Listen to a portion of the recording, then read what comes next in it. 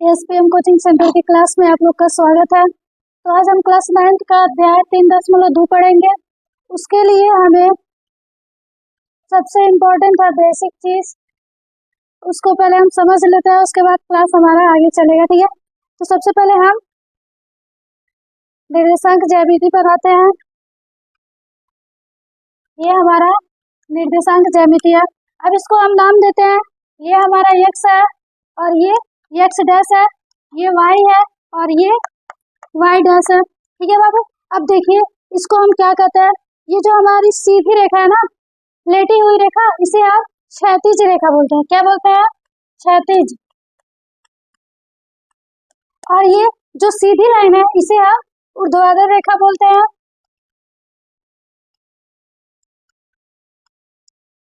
अब एक बात और है बाबू, देखिए ये जो हमारी सीधी लाइन है ना बाबू, लेटी हुई, इसको हम भुज भी बोलते हैं। ठीक है, एक्स वाले को हम भुज बोलते हैं और वाई वाले को कोटि बोलते हैं। अब हम देखते हैं कि कब ये प्लस होता है और कब माइनस होता है। देखिए जहां से मूल बिंदु होता है ना बाबू, मूल बिंदु से हम स्टार्ट करेंगे। मूल बिंदु से अगर हम दाहिने तरफ जाएंगे तो प्लस में आता है और बाएं साइड में आएंगे तो माइनस आएगा।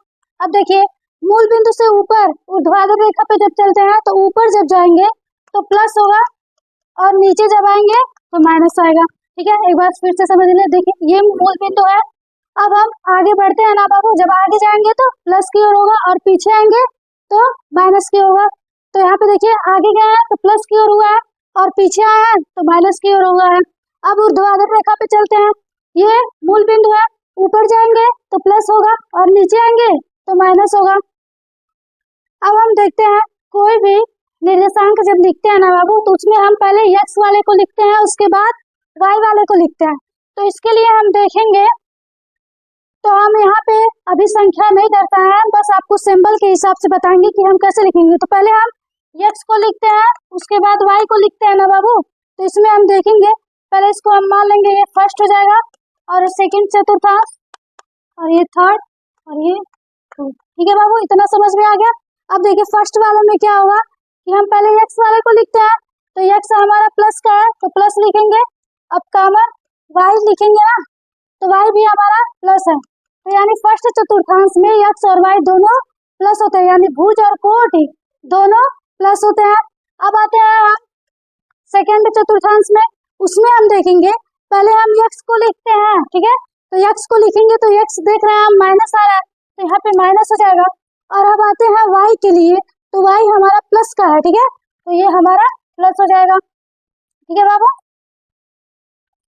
उसी तरह तीसरे में भी है। ठीक है, तीसरे में आएंगे जब हम लोग, तो पहले x को लिखेंगे तो x हमारा माइनस का है तो माइनस हो जाएगा और y भी माइनस है तो माइनस हो गया। अब आते हैं चौथे चतुर्थांश में, तो उसमें हम देख रहे हैं पहले x को लिखते हैं तो x हमारा प्लस है तो प्लस हो गया और y हमारा माइनस का है तो माइनस हो गया। इतनी बात आप लोग को समझ में आ गई होगी। तो आगे बढ़ते हैं, बस यही बताना है बाबू, इतना अगर आप लोग समझ लेंगे ना तो बस आगे यही करना है और इसी के हिसाब से सारे क्वेश्चन है। अभी आप यहीं पे पूछ देख लीजिए, इसको हम देख रहे हैं। पहला क्वेश्चन है, निम्नलिखित प्रश्नों में से प्रत्येक प्रश्न का उत्तर दीजिए। ठीक है, तो पहला प्रश्न क्या है, कार्तिक तल में किसी बिंदु की स्थिति निर्धारित करने वाली क्षैतिज और ऊर्ध्वाधर रेखाओं के नाम है, क्या नाम है उनके नाम? तो अभी हम बताया, इसको हम लेजर कर देना, इसमें तो आप लोग को ज्यादा कुछ हो गया, खिचड़ी बन गया है। तो एक साफ साफ लाइन बना लेते हैं। ये देखिए, इसको हम नाम दिए थे x, इसको y, ये हमारा हो गया x डैश और ये हो गया है y डैश। ठीक है बाबू, अब देखिए जो लेटी हुई रेखा है इसको हम क्षैतिज रेखा बोलते हैं। क्या बोलते हैं? क्षैतिज रेखा। और जो सीधी लाइन है उसे हम ऊर्ध्वाधर रेखा बोलते हैं। ठीक है बाबू, अब देखिए बाबू, हम x का एक नाम और बताए थे, तो यहाँ पे पूछा क्या है, क्षैतिज। ठीक है, तो क्षैतिज को हम क्या बोलते हैं, क्षैतिज x वाले है, x वाला है तो क्षैतिज को हम भुज भी बोलते हैं ना, तो भुज हो गया। अब पूछ रहा है ऊर्ध्वाधर को, ऊर्ध्वाधर रेखा को क्या बोलते हैं, तो ऊर्ध्वाधर y को हम कोटि बोलते हैं। ठीक है बाबू, ये आपका पहले का आंसर हो जाएगा, ये इतना ही जवाब था। तो आप उत्तर में लिखेंगे भुज कामा कोटि। ठीक है बाबू, ऊर्ध्वाधर को कोटि बोलेंगे और क्षैतिज को भुज बोलेंगे। अब आते हैं दूसरे क्वेश्चन पे। तो हमारा दूसरा क्वेश्चन क्या है? दूसरा क्वेश्चन है इन दो रेखाओं से बने तल के प्रत्येक भाग के नाम बताइए। ठीक है बाबू, पहले हम तल बनाते हैं कि कितने तल इसमें होंगे।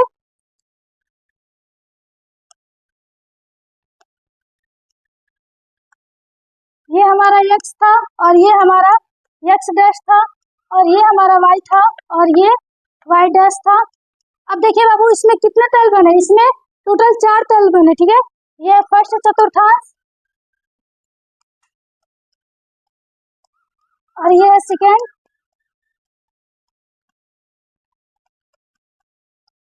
और ये हमारा थर्ड चतुर्थांश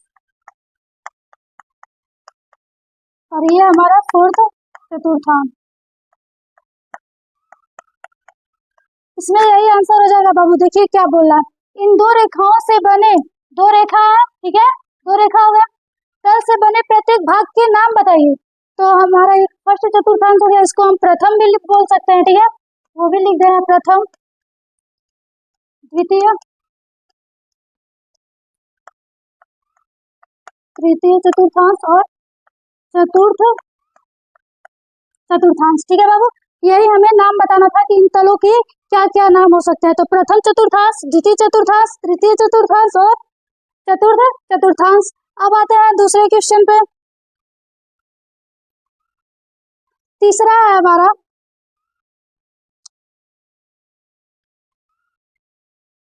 उस बिंदु का नाम बताइए जहां ये दो रेखाएं प्रतिच्छेदित होती हैं। ठीक है बाबू, आते हैं पहले हम वो दो रेखा बनाते हैं।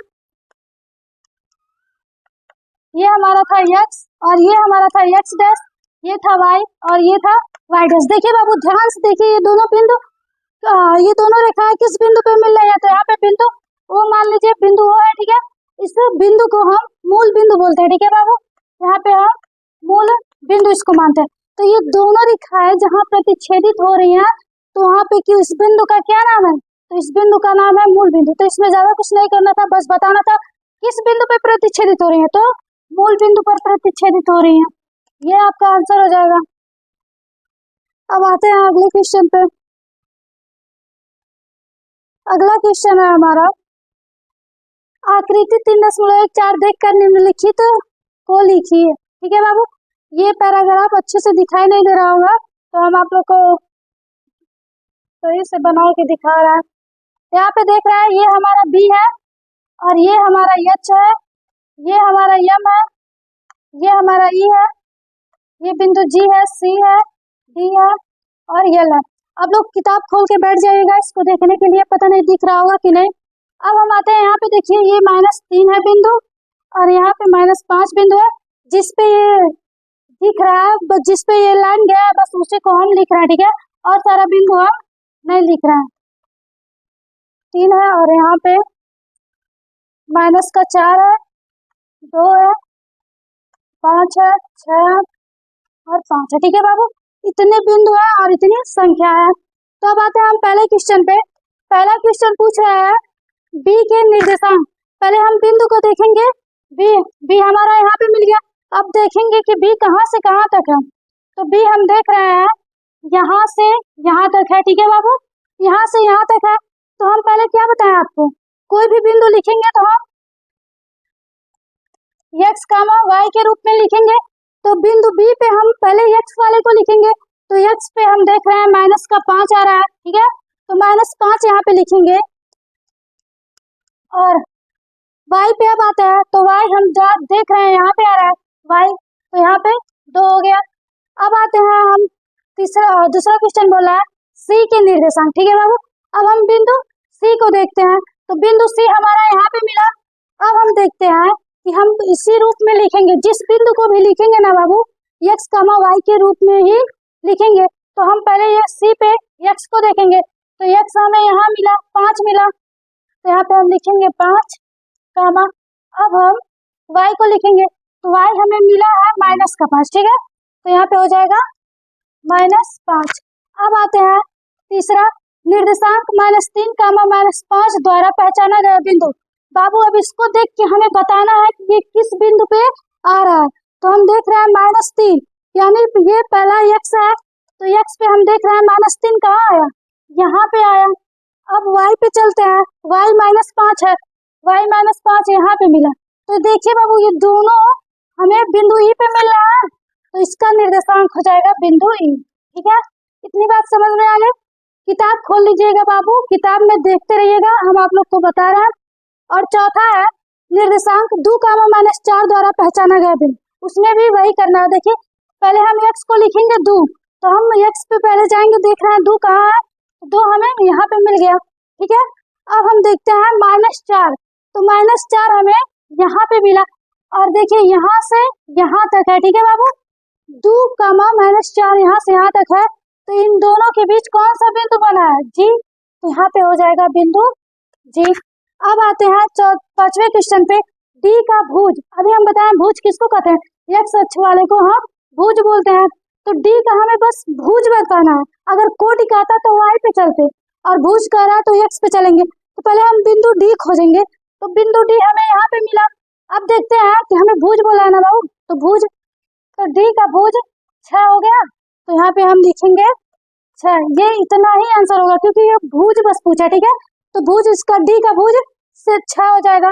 अब आते हैं 6वां क्वेश्चन है, बिंदु एच की कोटि। अब देखिए यहाँ पे कोटि पूछ रहा है, तो सबसे पहले हम एच को देखेंगे, एच हमें यहाँ मिला।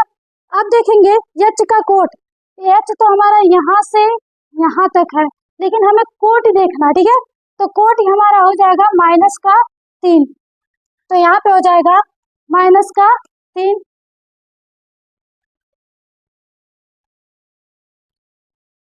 अब आते हैं बिंदु यल के निर्देशांक। ठीक है बाबू, यल बिंदु हमें यहाँ पे मिला।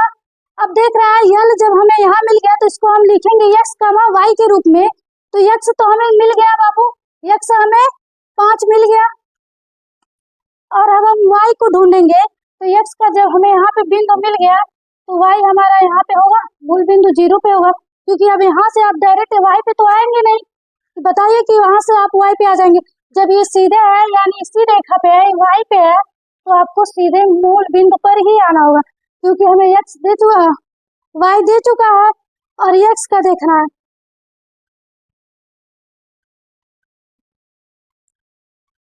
y हमें दे चुका है, x का देखना है। ठीक है बाबू, तो x हमें मिल गया है 5, और y हमें मिल गया 5, और x का हम आ जाएंगे 0, x के लिए हम आ जाएंगे 0 पे, तो x हो जाएगा 0, 5। एक बार फिर से देख लेते हैं बाबू, देखिए यहाँ पे पूछा है यल के निर्देशांक। यल के निर्देशांक के लिए हम पहले x, y के रूप में लिखेंगे। तो x, y के रूप में लिखेंगे, तो हमें पहले बिंदु यल को देखेंगे कि यल है कहाँ। ठीक है, तो यल जब देखेंगे तो हमें यल यहाँ पे मिल रहा है। ठीक है बाबू, y पे मिल रहा है, तो यानी हमें इससे भी पता चल गया कि यहाँ यल 5 y पे मिल रहा है, तो हमें y का भी मान मिल गया, और यहाँ बिंदु यहाँ रेखे पर ही मिल रहा है, तो यहाँ मूल बिंदु 0 पे ही 0 से 5 है, तो x का मान हमारा 0 हो गया, और y का मान 5 हो गया। अब आते हैं 8वें क्वेश्चन पे, बिंदु m के निर्देशांक। अब हम देख रहे हैं बिंदु m हमारा यहाँ पे है, यहाँ से यहाँ तक है। ठीक है बाबू, और यहाँ जो बिंदु बना है -3 और -5, तो हम इसको किस रूप में लिखेंगे, x, y के रूप में लिखेंगे। तो x, y के रूप में लिखने के लिए पहले x को देखेंगे, तो x पे -3 आ रहा है, तो -3 लिखेंगे, और y हमारा कहाँ जा रहा है, -5 पे, तो -5। ये आपका पूरा आंसर हो जाएगा। बस यहीं तक था क्लास।